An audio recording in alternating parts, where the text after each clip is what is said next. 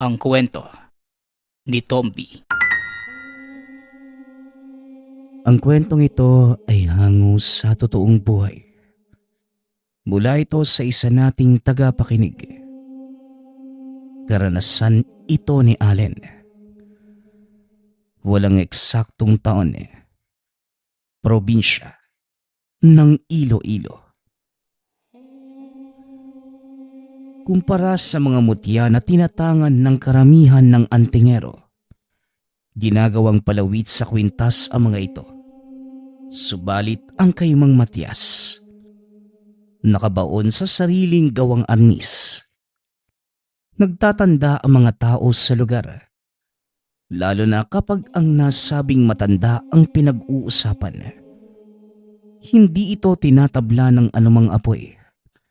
Bagaman na nagliliyab, ang bali-balita'y ipinaglihis sa apoy noong ipinagbubuntis pa lamang. Ngunit hindi nila alam ang totoong kwento. Bata pa lamang si Mang Matias, napansin na ng ina ang pagkahilig sa apoy. Sa tuwing magluluto o magsusunog sa labas, palagi itong nakaabang. Sa takot na baka may masamang mangyari sa bata, inilalayo niya ito. Ngunit dahil sa lakas ng iyak, ibinabalik din at binabantayan na lamang ng maigi. Sa paglipas pa ng panahon, mas lalong lumala ang pagkahilig na ito.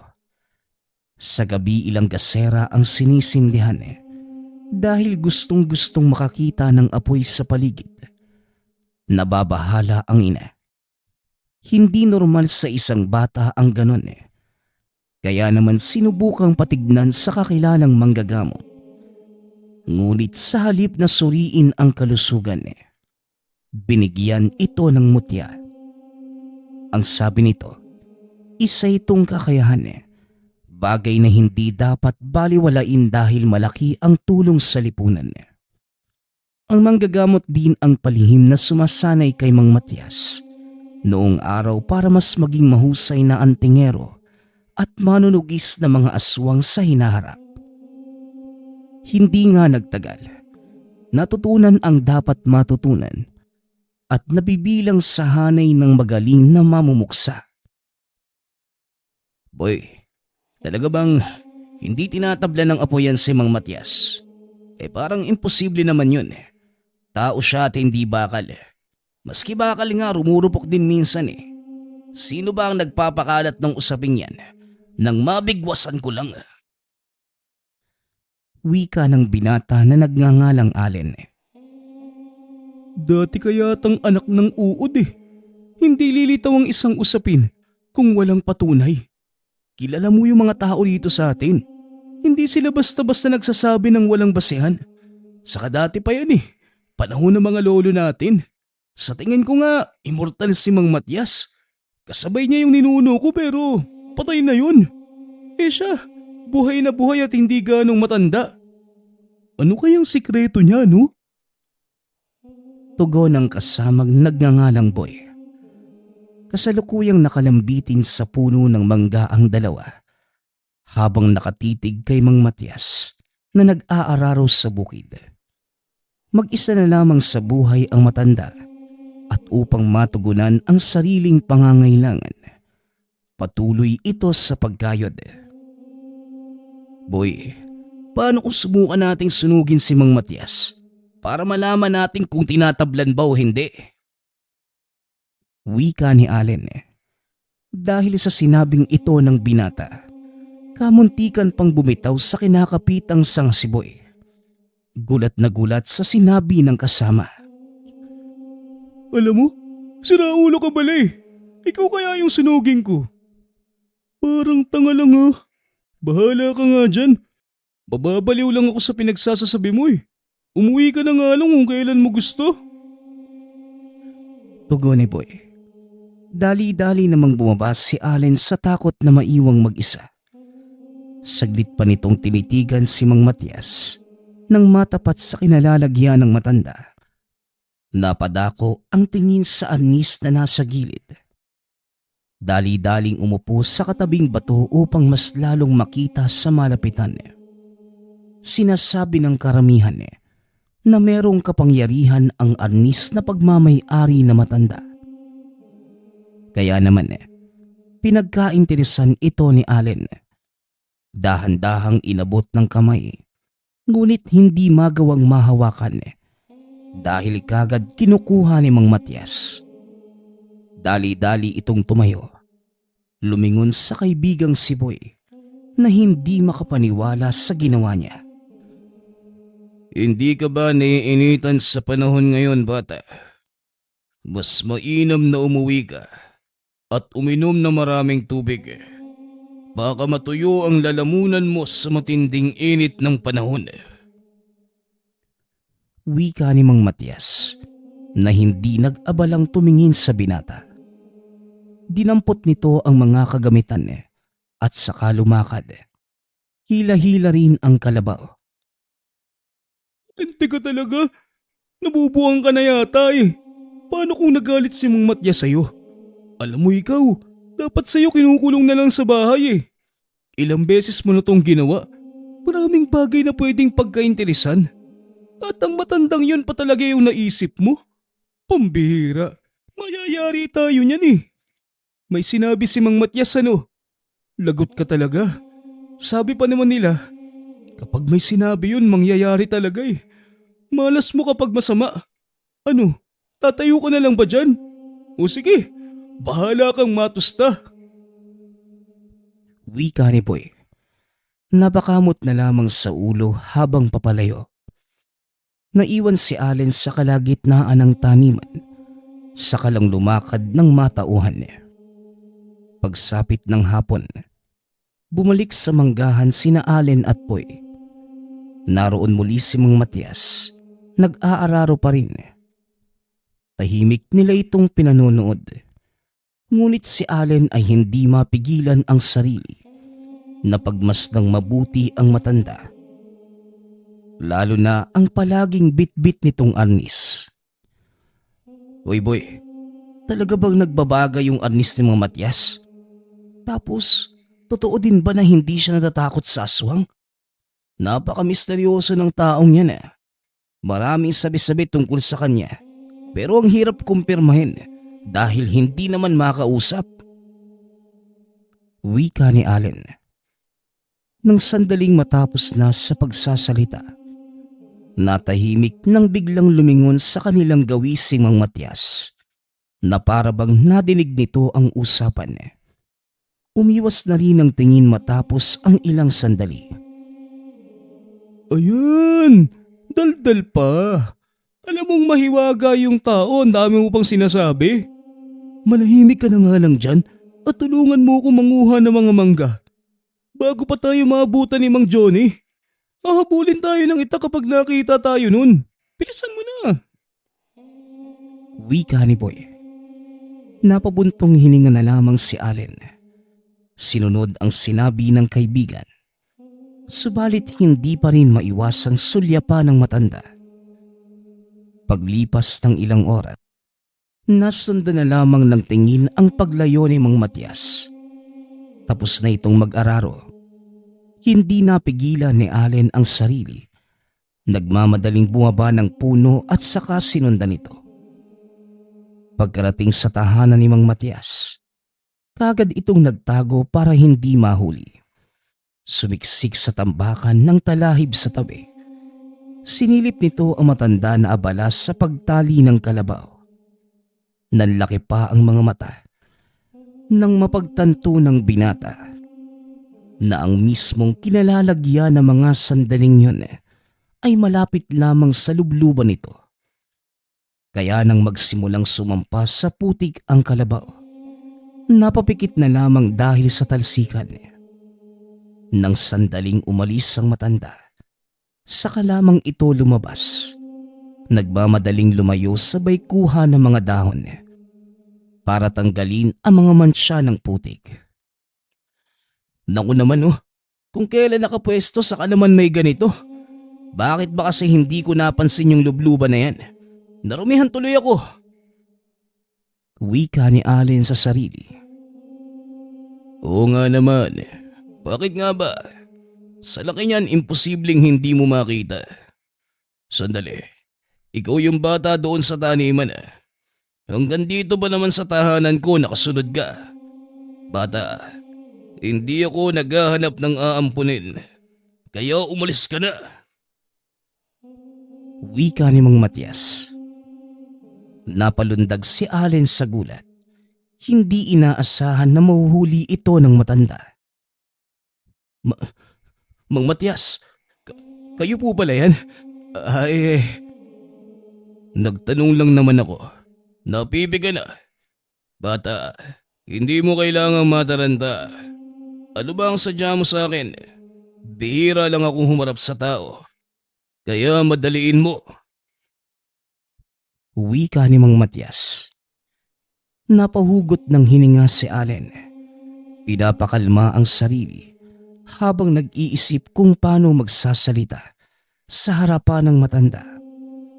Sa puntong ito, seryosong seryoso at diretso sa mga mata ang titig. Magpapaalam lang po sana ako kung pwedeng hiramin yung kalabaw nyo. Napagpasyahan po kasi namin ni Boy na aralin yung pag-aararo para may magawa naman. Alam nyo naman po na sa dami ng sakahan dito sa atin, may naghahanap ng aararo. Pagpapalusot ni Allen, naitikom naman kagad ang bibig, sabay hingang malalim. Kabadong-kabado dahil sa paraan ng pagtitig ni Mang Matias na kung ilalarawan ay tagos hanggang buto. Ganun ba? Hiramin ang kalabaw ko para may magamit sa pag-aararo. Bata, maayos naman yata ang pagkakapwesto mo kanina sa tambakan ng talahib. Di ka ba nabago ko ano? May kalabaw kasi kayo kaya bakit kailangan niyong manghiram sa akin? Wika ni Mang Matias. Napalunok si Allen. Ngayon lamang napagtanto ang sinabi. Sa pagkataranta, hindi na napansin ang lumalabas sa bibig. Pero sige, kung yan ang gusto mo, pwede niyong hiramin ang alaga ko. Pero dapat may balik bago mag-alas 6 ng gabi. Kailangan walang diferensya sa sandaling may uwi. Mahirap alagaan ng isang kalabaw. Iniingatan ko yan. Sa sobrang istrikto siguro ng lolo mo, hindi pinapagalaw ang kalabaw niya. Tama ba? Dugtong ni Mang Matias. Wala sa sariling napatango si Allen. Sinasabayan na lamang upang hindi mahalata ang totoong pakay sa lugar. Ngunit nang sandaling iniaabot na sa kanya ang tali ng kalabaw, natigilan ito dahil hindi marunong. Itinakbo siya nito na naging dahilan para magtamo ng maraming galos. Naku naman, ano na naman ba yung pumasok sa utak mo, Allen? Hihiram-hiram ka ng kalabaw, tapos ngayon iiyak-iyak ka sa tinamumong sugat? Ang lala mo na talaga, pare. Wika ni Boy. Nasa ilalim ng lilim ng mangga ang dalawa. Hindi magawang umuwi. Sa takot na baka mapagalitan lalo. Malay ko ba na ganito pala yung magiging takbo ng pagsunod ko kay Mang Matias?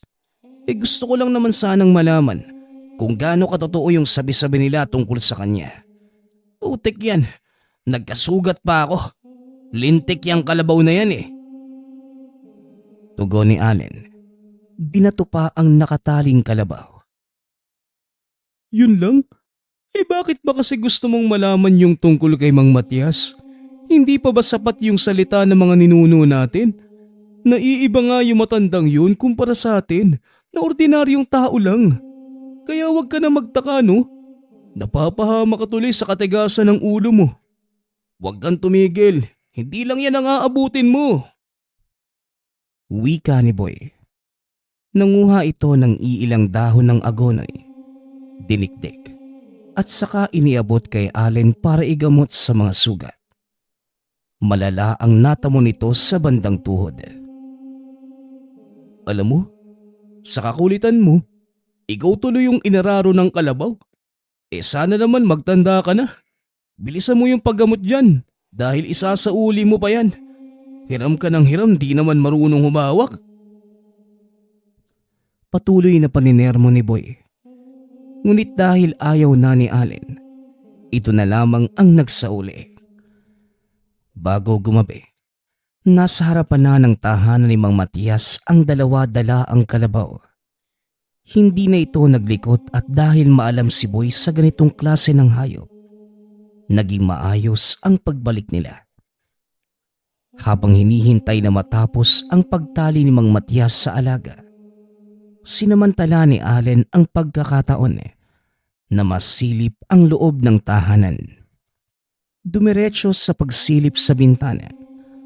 Sinuring maigi ang bawat sulok hanggang sa dumako ang paningin sa arnis na nakapatong sa lamesa. Sa pagkakataong ito, malinaw na nakita ang kumikislap na bato sa gitna. Tinitigan niya itong mabuti, ngunit hindi tumagal dahil nahuli ito ng matanda. Aba, masyado yatang mausisa yung kaibigan mo, bata. Mas mabuting umalis na kayo. Huwag na kayong babalik dahil hindi ko nagustuhan ang kilos nito. Wika ni Mang Matias. Pasensya na po kayo. Mang Matias, alis na po kami ha. Hindi na kami babalik. Tara na, Allen. Inila ni Boy ang kaibigan. Pahirapan pang kinaladkad dahil nagpupumilit makawala sa pagkakahawak. Alam ko na kung saan galing yung taglay na lakas ni Mang Matias, Boy. May nakita akong kumikislap na bato. Nakabaon mismo doon sa arnis. Hula ko doon nagmumula yung kakayahan niya eh. Wika ni Allen. Napakamot na lamang sa ulo si Boy dahil sa sinabi ng kaibigan. Hindi na ito nakapigil na makaltukan.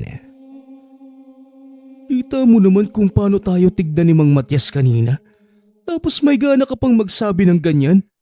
Hindi ka ba nadadala sa tinamumong sugat? Tono ng pananalita at titig ng matandang yun. Naku Allen, mapapahama ka lang yan. Pati ako nadadamay pa sa ginagawa mo eh. Magpaawat ka na nga. Tugon ni Boy. Hindi talaga eh. Paano nga? Kung doon talaga galing yung taglay na lakas ni Mang Matias. Gusto ko lang namang malaman kung ano yung bato na yun eh. Hindi siya tumatanda sa edad niya ngayon. Sabi niyo pa, hindi tinatabla ng apoy. Tapos kinakalaban ng mga aswang. Lahat ng yun imposible eh. Gusto ko lang naman ng patuna. Isang salita mo pa, hindi lang kita kakaltukan. Ilulublob talaga kita sa putikan. Ang angas mo naman. Sabing tumigil ka na eh. Ano naman kung sa batong yun magmula yung tinataglay ni Mang Matias? Labas ka na sa buhay na matandang yun. Wika ni Boy. Napabuntong hininga na lamang si Allen. Ngunit sa tulak ng kuryosidad, nais nitong malaman ang katotohanan tungkol sa pagkatao ni Mang Matias. Nang walang pasabi, tumaripas ito ng takbo pabalik sa tahanan ng matanda. Lintik ka talaga. Bahala ka na nga sa buhay mo. Labas na ako sa kung ano man yung kahinatnan ng katigasan ng ulo mo ha. Wika ni Boy. Umuwi na rin nang hindi na matanaw ang kaibigan. Sa kabilang banda, matyagang nag-abang si Allen sa paglabas ni Mang Matias. Inabot siya ng ilang oras, ngunit hindi pa rin subuko kahit inaantok na. Nagising din ang diwa nang makitang nagmamadali itong umalis. Bit-bit ang mahiwagang arnis. Sa sobrang bilis ng pagtakbo ay hindi na halos maabutan ang matanda. Kung hindi lang nadinig ang daing ng isang nilalang, tuluyan itong maliligaw sa kagubatan. Nang matunton ang kinilalagyan ni Mang Matias, kagad nagtago si Allen dahil lumilingon ito habang hawak sa ulo ang isang aswang. Dahan-dahang ding tumayo sa takot. Ilang sandali pa, pinagpapalo ng anis ang nilalang hanggang sa tuluyang nadurog ang ulo. Pagkatapos, saglit itong natigilan Maging si Allen na nasa kalayuan ay kinilabutan sa biglaang pag-iba ng hangin. Mararamdaman sa buong paligid ang matinding kilabot. Tinalasan na lamang ang paningin nang madinig ang sunod-sunod na kaluskos. Pagkatapos ay ang pagsasalita ni Mang Matias. Huwag mo na akong pagtaguan. Alam kong nasa paligid ka lang. Magpakita ka na bago maubos ang pasensya ko. Maiksi lang ang baon ko ngayon. Wika ni Mang Matias habang palingalinga sa paligid. Sa tuwing may kakaluskos, napapatingin na rin si Allen. Hindi na nagustuhan ang nararamdaman ng mga sandaling yun. Hindi lang dahil sa takot na nadarama, pati na din sa presensya ng nilalang. Kalaunan, napasigaw si Mang Matias sabay hawak sa sariling pisngi. Dali-dali itong tumayo mula sa pagkakatumba nang banggain ng kung sino. Ngunit sa sobrang bilis ay hindi ito nakita. Yan na naman ba ang pakulo nyo? Wala nang nagbago sa lahi niyong mga aswang. Papahirapan pa ako mahuli. Mamamatay ka rin naman sa dulo. Maging patas na lang kayo. Tumito ka na at magtuos tayong dalawa. Masyado nang madaya ang ginagawa nyo. Wika ni Mang Matias sa hangin. Hanggang sa muling kumaluskos. Sa pagkakataong ito, kumilos na ang matanda. Hinanap sa paligid ang pinagmumula ng ingay. Samantalang si Ali naman, dali-daling sumiksik sa nagyayabungang damo sa tabi upang maiwasang mahuli para na din maging ligtas mula sa nilalang. Sinuri ni Mang Matias ang bawat sulok ng gubat. Pinagahampas ng arnis ang mayayabong na damot halaman para makasigurado. Iilang maliit na puno na din ang natumba matapos matamaan ng matanda. Wala sa sariling napadasal si Allen dahil nasa tapat na niya si Mang Matias na mga sandaling yun. Paubos na ang pasensya ko. Kaya lumabas ka na dyan. Huwag mong hintayin na ako pa ang makahanap sa'yo. Hindi mo magugustuhan ang gagawin ko, bata. Natulala si Allen sa huling sinabi ng matanda. Naguluhan tuloy ang binata kung sino ang hinahanap nito. Ang nilalang ba na gumagawa ng kaluskos o siya na nagtatago? Napatanda na ito ng krus. Kumapit na lamang sa mga dasal. Bibilangan kita at kapag hindi ka pa lumabas, pasensyahan na lang talaga tayo.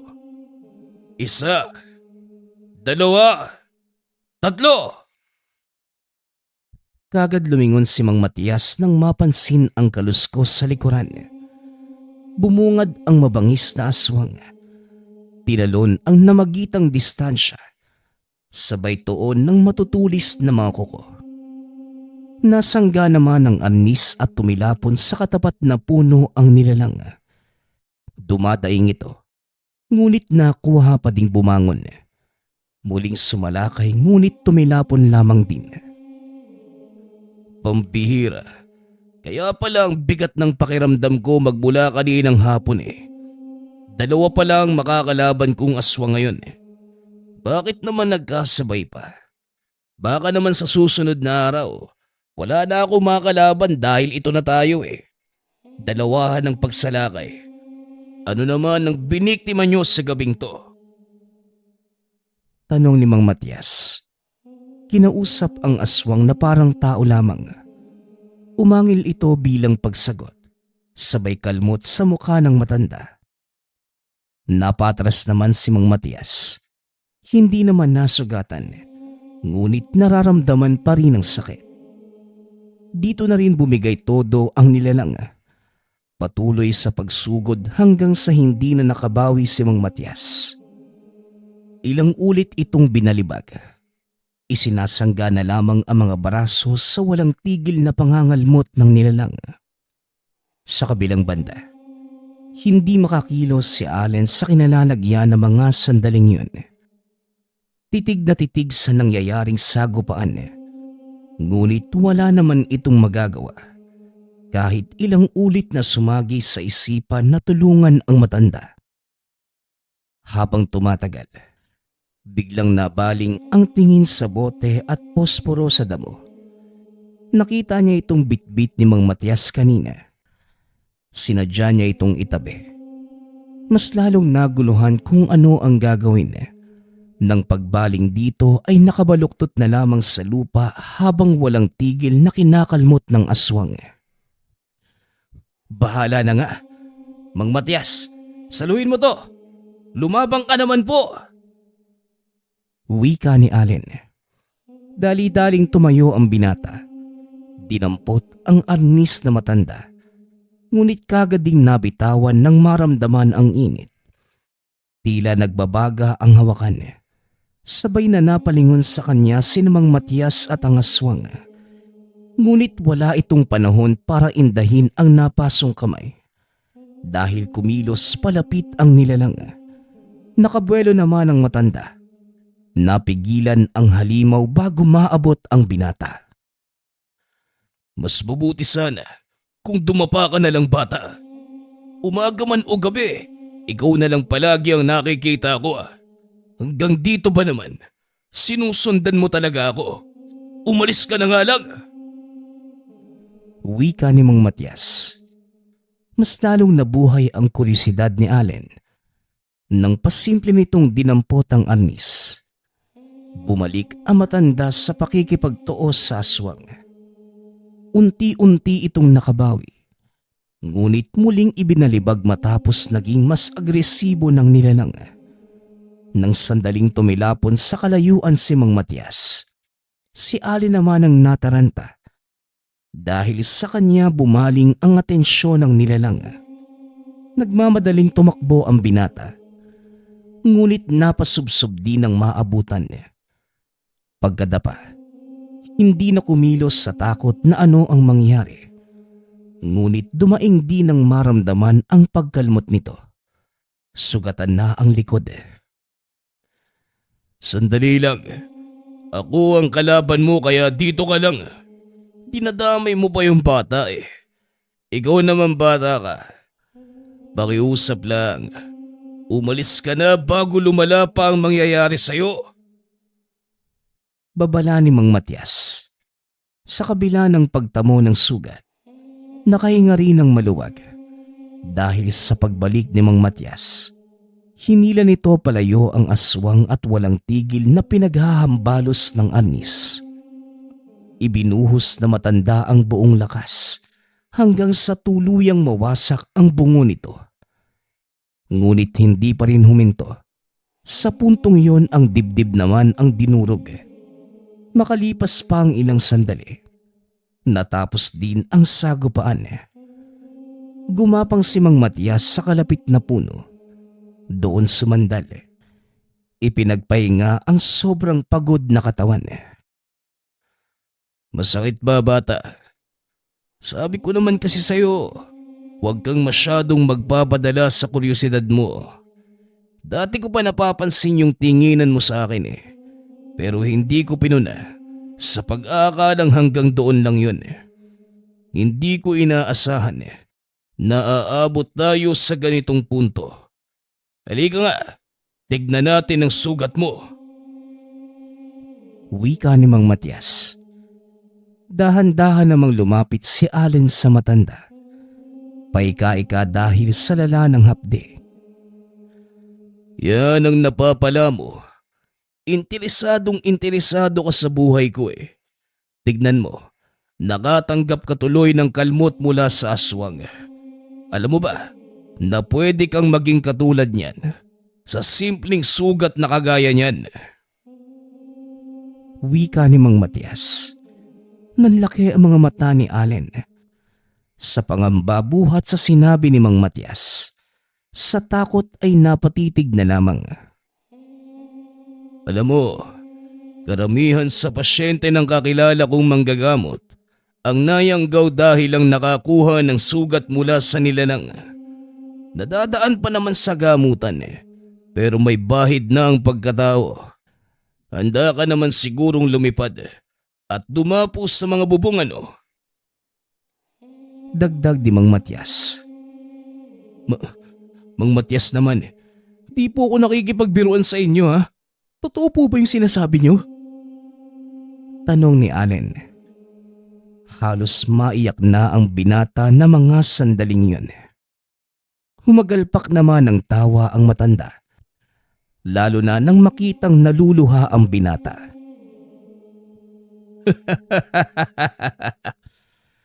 Kalalaki mong tao, umiiyak ka? Bata, pigilan mo ang mga luha mo. Hintayin mo ko. Tatapusin ko lang tong nasimulan ko. Wika ni Mang Matias. Napaupo na lamang si Allen sa isang tabi. Iniinda pa rin ang sugatang likod. Pinanood niya si Mang Matias na nanguha ng tuyong dahon at sanga. Itinambak ito sa bangkay ng mga aswang at saka sinindihan. Inihagis naman ni Allen ang bote na may lamang likido ayon sa utos na matanda. Hindi napansin na nakabukas kaya natapon. Napahilamos ito sa mukha ng matanda. Anak nang, ang sabi ko, ihagis mo lang. Pinaliguan mo na ako ng... Hindi natapos ni Mang Matias ang sasabihin nang biglang kumalat ang apoy mula sa tuyong dahon papunta sa kanya. Gaas pala ang laman ng bote.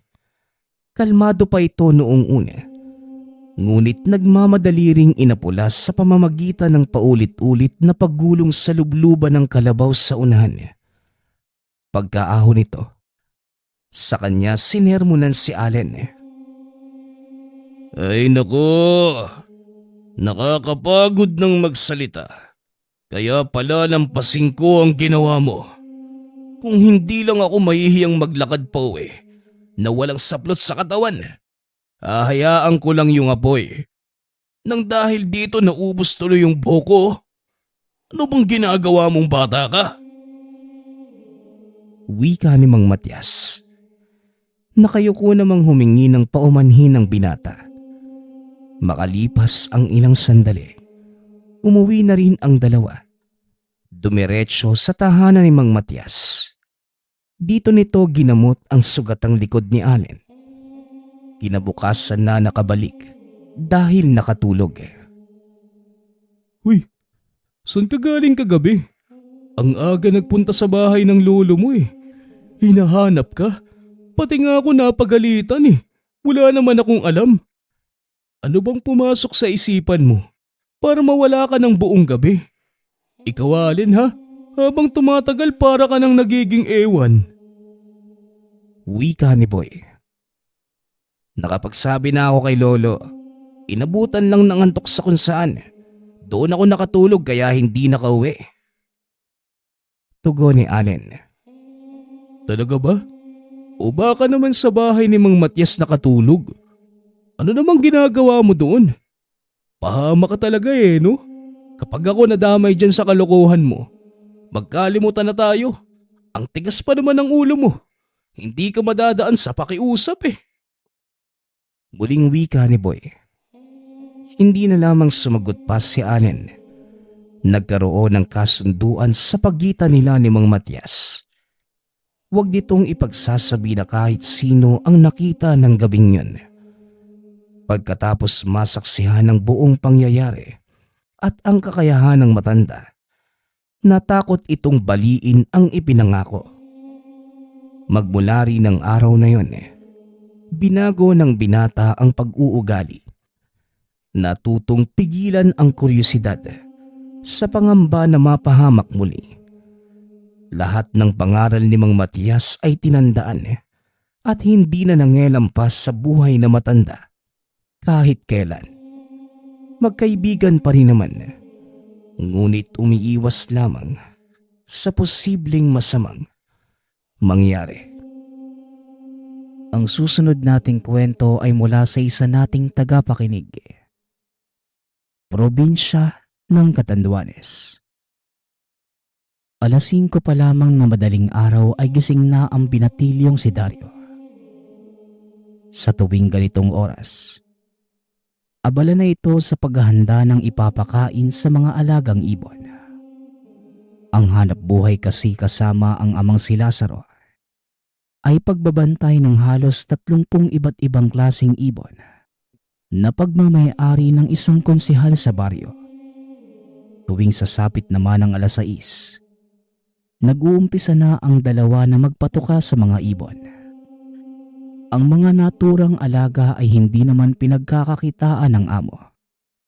Bagkus isa lamang itong koleksyon na siya namang pinupuntahan tuwing walang pasok o kaya naman may kinakaharap na problema. Ayon sa among konsehal, isa sa mga pantanggal pagod nito ang mga ibon. Kaya naman sa sobrang pagmamahal dito, pinagawan niya ng tahanan ang mag-amang mangangalaga sa mga ibon. Malapit lamang para mahigit na mabantayan ng mga ito.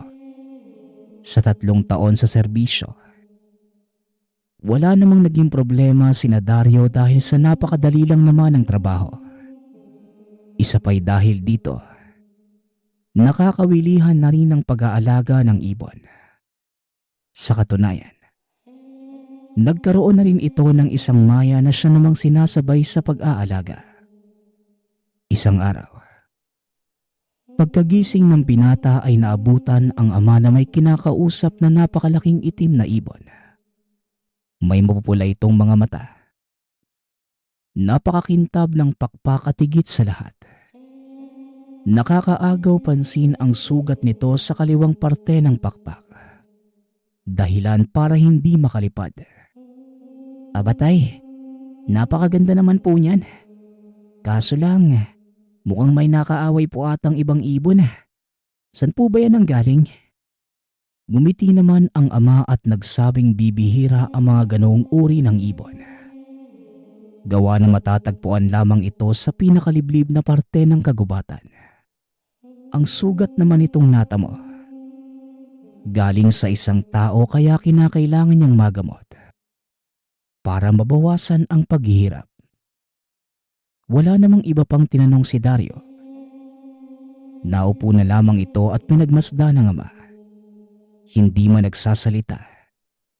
Ngunit napapansin niyang kakaiba ang paraan ng ama sa paggamot dito. Ang paraan kasing alam niya ay hinuhugasan muna ito gamit ang pinukuloang bayabas. Nilalagyan ng langis na galing sa amo. Ngunit ngayon, binubulungan ito ng kung anong mga salita at pinapahira ng laway.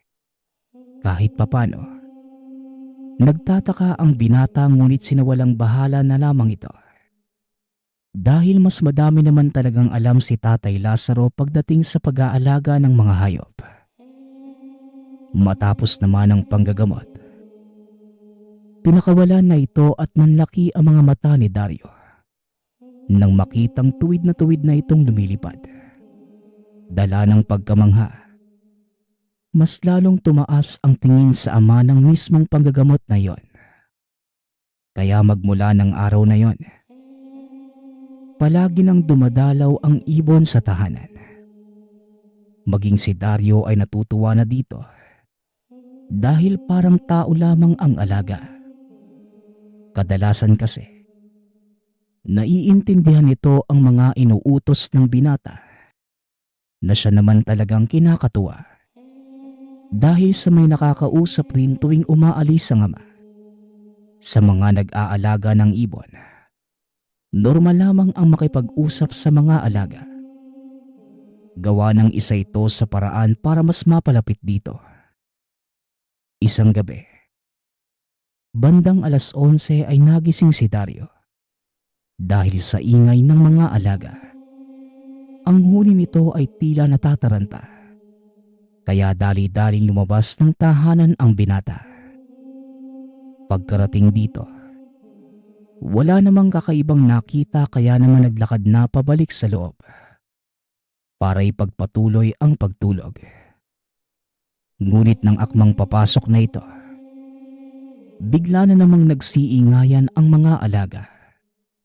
Dala ng kuryosidad, hindi na muna ito pumasok at nagtago sa isang gilid para magmasid. Halos 5 minuto ring wala namang nakikita hanggang sa nasilayan ang kakaibang itim na ibon.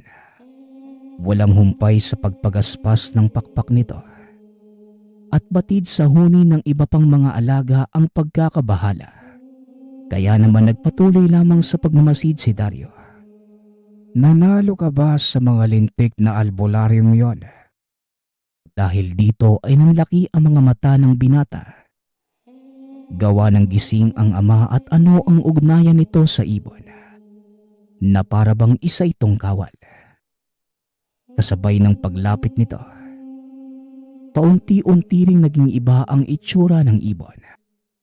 Dahan-dahang numinipis ang pakpak at paa hanggang sa maging isang lalaki. Sa hindi maintindihang lengguwahe, nagsasalita ito sa harap ng ama. Habang si Dario naman hindi na malaman ang nararamdaman dahil ito ang unang beses na makakita ng ganong pangyayari. Naging masinsinan ang pag-uusap ng dalawa. Kaya halos manlamig ang mga pawis ng binata dahil paunti-unti nang napagtanto na hindi ordinaryong hayop ang naturang ibon. Makailang minuto lamang, sa kalagitnaan ng pag-uusap ng dalawa, biglang lumuhod ang nilalang sa harap ni Tatay Lazaro. Matapos ay diretso na itong tumakbo papalayo. At hindi kalaunan, nakita na naman ni Dario ang paglipad ng napakalaking itim na ibon. Nang akmang papasok na sana ito, nagulat siya nang magwika ang ama. Alam ko, Daryong, nakita mo ang pangyayari. Huwag ka sanang magkakamali na ipagsabi ito kahit kanino. Dahil kahit anak pa kita, hindi ako magdadalawang isip na ituring kang kalaban. Dahil sa batid ng binata na seryoso ang ama, hindi na nagsalita pa si Dario. Dumiretso na ito sa kwarto at hindi naman mapakali dahil sa mga nangyari. Ayon sa binata, nang gabing yun ay paulit-ulit na umiikot sa isipan kung may saaswang ang ama. Dahil nakakausap nito ang ibon at galit sa albularyo. Halos 2 oras pa ang tinagal ng pag-iisip ni Dario hanggang sa napilit ang sarili na makatulog. Nang sumunod na araw, naabutan ang ama na may hinihilang sako. Sa pagtitig pa lamang ng binata, may napansin na ito na mga dugong tumutulo sa ilalim. Kaya naman, lumapit ito dahil baka may mga ibong namatay. Atay, pwede ko po bang makita yung laman ng sako? May mga namatay po bang ibon? Tumango naman ang ama at pinagbuksan ang sako. Halos manghina naman ang mga tuhod ng binata nang makita sa ibabaw ang ulo ng kilalang albularyo sa lugar. Hindi na ito nakapagsalita pa dahil sa sobrang takot at kilabot na naramdaman. Samantalang ang tatay naman, humahalakhak ng napakalakas na tila tuwang-tuwa sa dala. Pinatabi na nito si Dario at naglakad papunta sa likod ng tahanan, kung saan may daan papunta sa loob ng gubat. Buong maghapong nanatiling walang imik ang binata. Wala ring tigil sa kakaisip dahil sa hindi lubusang mapagtanto ang mga nangyayari. Simula pa kagabi, hindi rin naman magawang umalis sa poder ng ama dahil ito na lamang ang katuwang sa buhay. At wala na silang ibang kamag-anak sa lugar hanggang sa sumapit na ang gabi.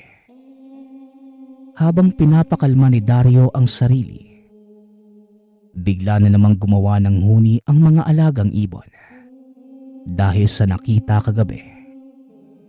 Hindi na ito nagtangka pang lumabas ng tahanan. Ngunit halos 1 oras na ang nakalilipas. Hindi pa rin matahimik ang mga ito at may narinig siya ng mga kaluskos. Kaya kahit natatakot ay nagpa siya na lumabas ng tahanan para tignan kung ano ang nangyayari. Habang naglalakad, kinondisyon na ang sarili na wag nang mabibigla pa. Dahil sa alam ng ibong nagbabalat kayo ang makikita. Ngunit hindi inaasahan ni Dario na doble-dobleng bilang ng mga ibon ang masisilayan. Halos nasa 20 ang bilang. Lahat ay purong itim na nakapalibot sa nakatayong ama. Kitang-kita ng 2 mata nito ang biglaang pagpapalit ng anyo ng mga ibon. Dahil sa hindi nagpa siyang lumapit pa. Nanatili lamang ito sa isang tabi at patuloy na nagmasid. Kagaya ng mga nakaraang gabi. Tila nag-uusap-usap lamang ang mga ito. Hindi na inantay pang matapos at bumalik na sa kwarto si Dario. Halos 1 pang oras ang inantay niya bago bumalik ang ama sa loob ng tahanan. Pagkasilay na pagkasilay dito, hindi na napigilan ng binata ang sarili. Tay, alam ko na po. Alam ko na pong hindi kayo ordinaryong tao. Hindi ko na din po makakayanin ang mga ganitong pangyayari. Kaya kung maaari po, aalis na lang po ko. Dahil baka mabaliw lang po ko eh. Malaki po ang respeto ko sa inyo. Dahil kayo ang nagpalaki sa akin. Pero ayoko pong maging kabilang sa grupong meron kayo. Sa puntong yon, wala nang naisip ang binata kundi lisanin na lamang ang lugar. Kahit hindi alam kung saan patungo. Hindi na rin makayanan pa ang mga pangyayari. Isa pa'y bata pa lamang ay takot na talaga ito sa mga kakaibang nilalang. Hindi naman ito pinigilan ng ama sa kagustuhan. Kaya kinaumagahan ay lakas loob na nilisan ang lugar. At yun ang naging huling alaala ni Dario sa baryong kinalakihan. Magpasa hanggang ngayon. Nakatira pa rin ito sa isang syudad. Nagawa rin namang umuwi ng 1 beses sa dating tahanan. Ngunit hindi na doon naabutan pa ang ama. Nagtanong-tanong na rin siya sa mga kapitbahay. Ngunit ang lahat ng ito ay walang alam sa kung nasaan na si Tatay Lazaro. Wala din namang bangkay na natagpuan dito. Malaki ang paniniwala ni Dario na baka tuluyan na itong sumama sa grupo. Matagal na panahon na ang nakalilipas. Magmula nang mangyari ang lahat ng ito. Ngunit nananatili pa rin pala isipan kay Dario. Kung ano nga ba talaga ang ugnayan ng ama sa mga nilalang. Lalo pat hindi naman ito nakita bilang isang aswang. Samantala, kahit pa matanda na, hindi na muli pang nag-alaga ng ibon si Dario dahil sa tromang dala ng ibong kawal ng ama. Nagpapasalamat nga pala ako sa lahat ng sumusuporta sa ating channel. Nawa ay patuloy niyong suportahan at pakinggan ang ating mga kwento. Hanggang sa muling pakikinig. Paalam.